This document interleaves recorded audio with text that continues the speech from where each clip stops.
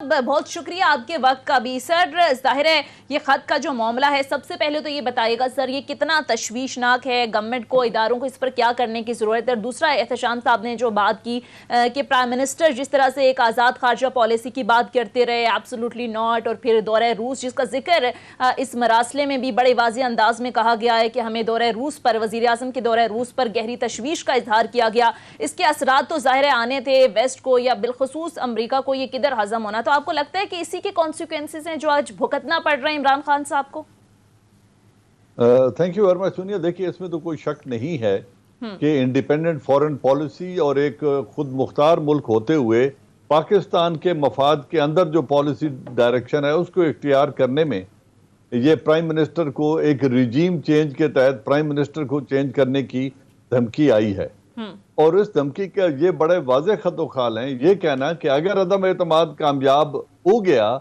تو پھر نہیں، لیکن اگر ناکام ہوا تو ان مشکلات کا سامنا کرنا پڑے گا. تو دیکھنا یہ ہے کہ کامیابی کی صورت میں وہ کون لوگ ہیں جو برسر اقتدار آئیں گے جن کو امریکہ سے کوئی اختلاف نہیں، یا امریکہ کو ان سے کوئی اختلاف نہیں، اور پھر پاکستان کو ان مشکلات کا سامنا نہیں کرنا پڑے گا. وہ کیا گارنٹیز دے کر آئے ہیں یا وہ کیا گارنٹیز دینا چاہتے ہیں، یا بیک گراؤنڈ میں وہ کیا ضمانتیں دے چکے ہیں جس کی وجہ سے ہماری مشکلات میں اضافہ نہیں ہوگا. دوسری بات یہ ہے کہ پاکستان کیوں وہ لائن سٹو کرے جو ہم پہلے کرتے آئے ہیں. لیکن دیکھیں، احتشام صاحب بھی سن رہے ہیں، پوری قوم بھی، جو بہت سارے لوگ ہمیں سن رہے ہیں، کیا پاکستان کو انڈیپینڈنٹ فورن پالیسی اختیار کرنے کا ایک سوورن سٹیٹ کی حیثیت سے حق نہیں ہے؟ یہ ہم نے ہمیشہ وہ روایت ڈالی، ہمارے تمام ملٹری اور سول رجیم نے یہ ایک روایت ڈالی کہ ہم نے ان کے اشاروں پر اپنی پالیسیز تبدیل کی ہیں. چاہے وہ افغانستان میں U S S R invasion کے خلاف جنگ کرنی ہو، یا 9/11 کے بعد افغان وار میں شرکت کرنی ہو، وار آن ٹیرر میں شرکت کرنی ہو، یا ہمارے ملک کے اندر جن لوگوں نے آرمی چیف کو بے دخل کرنے کی کوشش کی اور ایک طیارہ ہائی جیک کرایا، تو ان کو بھی ایک دوسرا ملک اپنے کہنے پر واپس لے گیا. پھر بے نظیر کے ساتھ معاہدہ کرانے میں، این آر او سائن کرانے میں خود کونڈولیزا رائس نے لکھا ہے کہ ہم نے رول پلے کیا.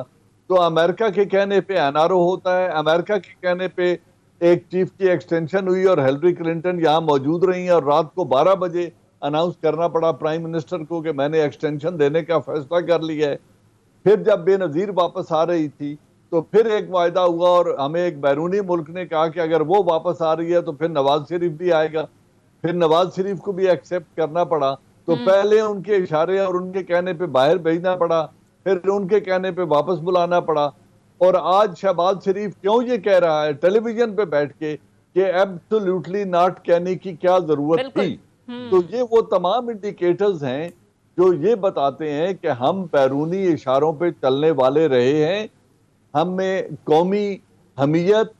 غیرت اور خود مختاری کی قیمت ہم ادا کرتے رہے ہیں، اور بیرونی اشاروں پہ چل کر اپنی پالیسیز بناتے رہے ہیں. اور آج بھی وہی تقاضا کیا جا رہا ہے کہ آپ اسی روش پر چلیں گے تو آپ کی مشکلات میں اضافہ نہیں ہوگا، اور اگر آپ انڈیپینڈنٹ پالیسیز فالو کریں گے تو ہم آپ کی مشکلات میں اضافہ کریں گے. تو یہ وہ تمام ڈیزائن ہے جس کو ڈیفیٹ کرنے کے لیے ہم نے بحیثیت ایک خود مختار ملک کے ان پالیسیز کو ترک نہیں کرنا، اور اسٹیٹ نے، ریاست نے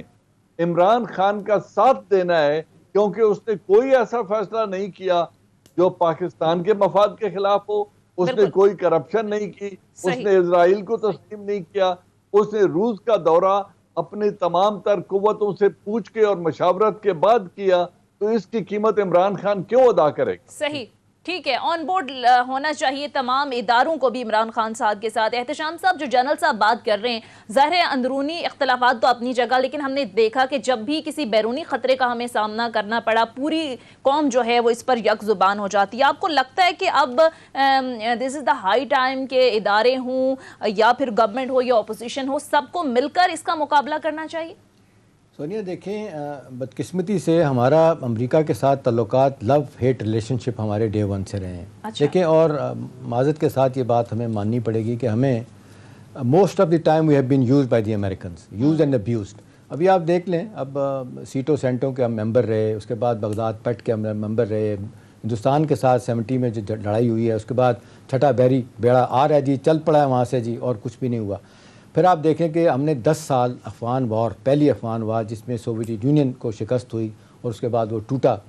کیا ہوا؟ 10 سال تک ساتھ دینے کے بعد جو ہی جنگ ختم ہوتی ہے، امریکہ پہلا کام یہ کرتا ہے پریسل امینڈمنٹ لے کے آتا ہے، ہمارے پاس پابندیاں ہم پہ لگ جاتی ہیں۔ اب سوال یہ ہے کہ سینکشن بھی لگتی رہیں، ہمیں تنگ بھی کیا جاتا رہا، بہت سے حوالوں سے ہم ان کی بات بھی مانتے رہے۔ مشرف صاحب معذرت کے ساتھ جنرل صاحب یہ بھی ہوا کہ پاول کہتا ہے تو دنیا سے چلا گیا فارن منسٹر ان کا، کہ میں نے 2 باتیں کہنی تھی اور 6 باتیں انہوں نے خود ہی مان لی تھی، رات کو 2:30 بجے فون کروایا گیا ان کو۔ اب سوال یہ ہے کہ جی اسٹیج پہ امریکن انٹرسٹ بہت زیادہ ہے اس ریجن میں، انہیں بڑی تکلیف ہے کہ جی گوادر میں چائنا کیوں آ رہا ہے، انہیں بڑی تکلیف ہے کہ جی ہندوستان کے مقابلے میں چائنا کا کیوں، پاکستان اور چائنا کیوں اتنے آگے جا رہے ہیں۔ تو بہت سے حوالوں سے تو مشکلات ہیں۔ پھر ٹھیک ہے، اور یہ خاص طور پہ یوکرین کی جنگ میں جس طریقے سے ہم نے ایبسٹین کیا، یونائٹڈ نیشن میں آپ نے دیکھا، آپ 30 ممالک تھے جن میں پاکستان، انڈیا اور چائنا نے ایبسٹین کیا، 5 ملکوں نے حق میں گئے، باقی 125 ملک جو ہے نا وہ امریکیوں کی حمایت میں گئے۔ سوال ہے کہ امریکہ نے ان سے نہیں پوچھا، چائنا ہندوستان سے نہیں پوچھا، ان پہ کوئی سینکشن کی بات نہیں، ہم پہ سب کچھ کہنے کی بات ہوئی کیونکہ ونیبلٹیز ہیں ہماری، اکنامک ڈیفیکلٹیز ہیں ہمیں۔ کل میں نے کہا تھا کیرٹ اینڈ اسٹک کی بات کی، یعنی سب ہمیں کہہ رہے ہیں کہ آپ اس کو ہٹائیں، نہیں ہٹا دیں گے تو آپ کی یہ مشکلات دور ہو جائیں گی، یہ FATF سے بھی آپ ختم ہو جائیں گے، IMF آؤٹ آف دی وے جا کے سپورٹ کرے گا، یورپین یونین آپ کو مزید، آپ جس کو کہتے ہیں کہ آپ کو ایکسیس دے گا مارکیٹس کی، امریکہ بہت سے حوالوں سے آپ کو بہت آگے جائے گا۔ اب سوال یہ ہے میرا آپ سے جنرل صاحب کہ ساری باتوں کے باوجود ہمارے ملک میں جو اس وقت اس خط کے حوالے سے جو میں کہہ سکتا ہوں کہ میں چند ایک لوگوں میں سے ہوں جنہیں پتہ ہے اس بات کا، یہ خط آیا ہمارے کے امبیسڈر اسد مجید خان صاحب نے خط لکھا، فارن سیکرٹری کو لکھا، اپنے تحفظات بتائے جس طریقے سے امریکن ان کو ملے ہیں، سیکرٹری آف اسٹیٹ ڈپارٹمنٹ کے لوگ ملے، پینٹاگان کے، CIA کے، وائٹ ہاؤس کے، مختلف اوکیزن پہ، کچھ اکٹھے کچھ بعد میں، بڑا واضح طور پہ ایک اسٹرانگ میسیج دیا گیا کہ جی یہ اس طرح نہیں چلے گا، آپ ان کو ہٹائیں گے، جو بھی کریں گے نیا سیٹ اپ ہوگا۔ یہی باتیں، تشویشناک باتیں پریزیڈنٹ ہمارے جو امبیسڈر اسد ہیں جنرل صاحب، انہوں نے فارن سیکرٹری کو لکھی، فارن سیکرٹری نے شیئر کی، فارن منسٹر سے پرائم منسٹر کو بتایا گیا، آرمی چیف کو اعتماد میں لیا گیا، ISI کو چیف کو لیا گیا، اس کے بعد کل اسد عمر کہہ رہے 2-3 وزیروں کے ساتھ بھی بات ہوئی۔ اب سوال یہ ہے کہ ایک تو اتنی دیر کر دی، پہلی تو بات ہے میں نے کل بھی کہا تھا یہ ڈپلومیسی کی زبان ان کو کوائٹلی کام کرنا چاہیے تھا، کسی اور طریقے سے اس کو اٹھانا چاہیے تھا، بہرحال پبلک میں آ گئے، اب ایک سوال اٹھایا۔ اب میرا جنرل صاحب آپ سے سوال ہے کہ ہماری جو اپوزیشن ہے، ایک طرح تو مشکلات تو پیدا ہونی ہیں، یہ تو میری نظر میں 2 ڈفرینٹ چیزیں ہیں، ان کے نمبر پورے ہو جانا اپوزیشن کے، اور شاید عمران کے لیے مشکل ہو جائے گی اس وقت، لیکن دوسری طرف یہ جو ایک بڑا ایک پرپیچول قسم کا ہمیں تھریٹ لگ رہا ہے ڈے 1 سے، امریکن کا ساتھ دیں نہ دیں تو پھر کیا ہو، اس سارے تناظر میں ہماری اپوزیشن 1.5 انچ کی مسجد، یا آپ کے خیال میں ان کے بڑے واضح انٹرسٹ ہیں کہ امریکہ کے ساتھ، ساری دنیا کے ساتھ، لوگ الزامات تو یہ لگ رہے ہیں کہ ان کا سب کا پیسہ باہر ہے، یہ تو ان کے حق میں باتیں کریں گے، تو اپوزیشن اس وقت کیوں اس طرح اپوزیشن کیوں نہیں حکومت کے ساتھ آ کے کھڑی ہوتی کہ نہیں آپ بتائیں، اعتماد میں لیں، ہم بیٹھ کے مل کے اس بارے میں فیصلہ کرتے ہیں، ifs and but کے ساتھ بات کر رہے ہیں، کہتے ہیں کہ جی ٹھیک ہے ہم آپ کا ساتھ دیں گے، ساتھ ہی کہتے ہیں یہ جعلی خط ہے، یہ بلف ہے، پروپیگنڈا ہے۔ یس احتشام صاحب، پہلی بات یہ ہے کہ یہ پروپیگنڈا نہیں ہے، اور اب تو ساری دنیا کو پتہ چل گیا کہ یہ پروپیگنڈا نہیں ہے، اور یہ جو کمیونیکے ہے یا جو ڈسپیچ ہے اپنے ہی ایمبیسڈر کا، یہی طریقہ ہوتا ہے کہ ایمبیسڈر کو بلا کے ایک میسج دیا جاتا ہے بیرونی ممالک میں، اور وہ اپنے ملک کو کنوے کرتا ہے کہ مجھے یہ حکم دیا گیا اور اس پر آپ نے جو پالیسی بنانی ہے بنائیں، کیونکہ میں آپ کا ریپرزینٹیٹو ہوں۔ تو انہوں نے جو کنوے کیا وہ بالکل درست ہے، اس میں کوئی ابہام نہیں ہے۔ اب یہ آپ نے پوچھا کہ یہ اپوزیشن ایسا کیوں کر رہی ہے، دیکھیں اپوزیشن میں 3 بڑے کردار ہیں، ایک آصف علی زرداری ہے، ایک نواز شریف یا شہباز شریف ہیں، اور ایک فضل الرحمان ہے جو یہ کردار ادا کر رہے ہیں۔ آصف علی زرداری جب میمو گیٹ سکینڈل ہوا تھا اور جسٹس فائز عیسیٰ نے اس کے عدالتی کمیشن میں اس کی انکوائری کی، تو انہوں نے کہا یہ فیکٹ پہ مبنی ہے، حسین حقانی اس میں ملوث ہے، وہ اس وقت پاکستان میں موجود تھا، اور یہ ہوا تھا کہ ان کا ٹرائل ہونا چاہیے۔ اس وقت آصف علی زرداری کے وہ ایمبیسڈر تھے، انہوں نے اسے بارے بھجوا دیا، اور آرمی چیف کو کہا جی اس کو 1 ٹائم جانے دیں، اس کی صحت ٹھیک نہیں ہے، عدالت اجازت دے رہی ہے، جب بلائیں گے یہ واپس آ جائے گا۔ کیوں اس کو باہر بھجوایا، اور کیوں تحقیقات مکمل نہیں ہونے تھی، کیوں اس کو کورٹ کو فیس نہیں کرنے دیا؟ وہ آج تک پاکستان کے خلاف بیٹھ کے باہر کام کر رہا ہے، ہندوستان کے ساتھ مل کے پاکستان کے خلاف کام کر رہا ہے،